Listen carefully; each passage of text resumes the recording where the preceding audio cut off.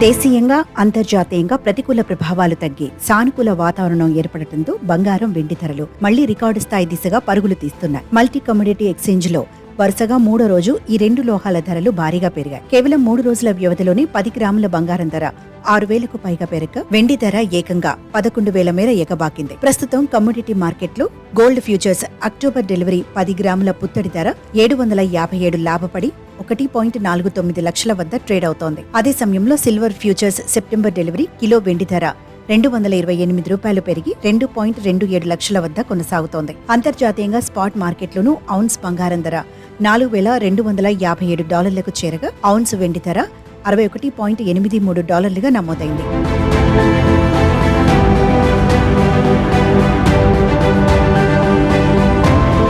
మరోవైపు డాలర్తో రూపాయి మారకం విలువ ప్రస్తుతం 95.23గా కొనసాగుతుండడం కూడా స్థానిక మార్కెట్లలో ధరల పెరుగుదలకు కారణమైంది. అంతర్జాతీయ పరిస్థితులను అనుసరించి గురువారం మధ్యాహ్నం హైదరాబాద్ బులియన్ మార్కెట్లో స్థానిక పన్నులతో కలిపి 10 గ్రాముల మేలిమి పసిడి ధర 1.52 లక్షల మార్కుకు చేరింది. ఇటీవలి కాలంలో చాలా రోజుల పాటు 1.45 లక్షల వద్ద స్థిరంగా ఉన్న పసిడి ఇప్పుడు ఒక్కసారిగా గరిష్ట స్థాయికి ఎగబాకడంతో వినియోగదారులు ఆశ్చర్యం వ్యక్తం చేస్తున్నారు. ఇదే క్రమంలో హైదరాబాద్ లో కిలో వెండి ధర 2.31 లక్షలు పలుకుతుండటంతో బులియన్ మార్కెట్లో మళ్లీ వేడి పెరిగింది. ఈ ఆకస్మిక ర్యాలీతో పసిడి ప్రియులు కొనుగోలు చేయడానికి కొంత వెనుగంజ వేస్తున్నప్పటికీ పెట్టుబడిదారులు మాత్రం బంగారం వైపు మొగ్గు చూపుతున్నారు. అమెరికా ఇరాన్ యుద్ధం, ద్రవ్యోల్బణ భయాల వల్ల ఇటీవలి రికార్డు గరిష్టాల నుంచి దాదాపు 19% మేర క్షీణించిన బంగారం ధరలు ఇప్పుడు పశ్చిమాసియాలో శాంతి యత్నాలు వేగవంతం కావడంతో కోలుకుంటున్నాయి. వ్యూహాత్మక హర్ముజ్ జలసంధిని తెరిచే విషయంలో ఇరాన్, ఒమాన్ మధ్య జరుగుతున్న చర్చల్లో స్పష్టమైన పురోగతి కనిపిస్తుండటంతో క్రూడాయిల్ ధరలు భారీగా తగ్గుముఖం పట్టాయి.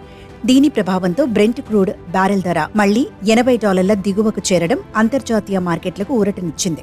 వీటితో పాటు అమెరికా డాలర్ బలహీనపడటం, బాండ్ ట్రెజరీ yields తగ్గడం, వివిధ దేశాల కేంద్ర బ్యాంకులు ఇకపై వడ్డీ రేట్లను పెంచకపోవచ్చన్న అంచనాలు బలపడటం బులియన్ మార్కెట్కు బాగా కలిసి వచ్చాయి. ఈ అనుకూల పరిణామాలతో సురక్షితమైన ఇన్వెస్ట్మెంట్గా పేరున్న బంగారం, వెండికి అంతర్జాతీయంగా మళ్లీ డిమాండ్ ఒక్కసారిగా పెరిగింది.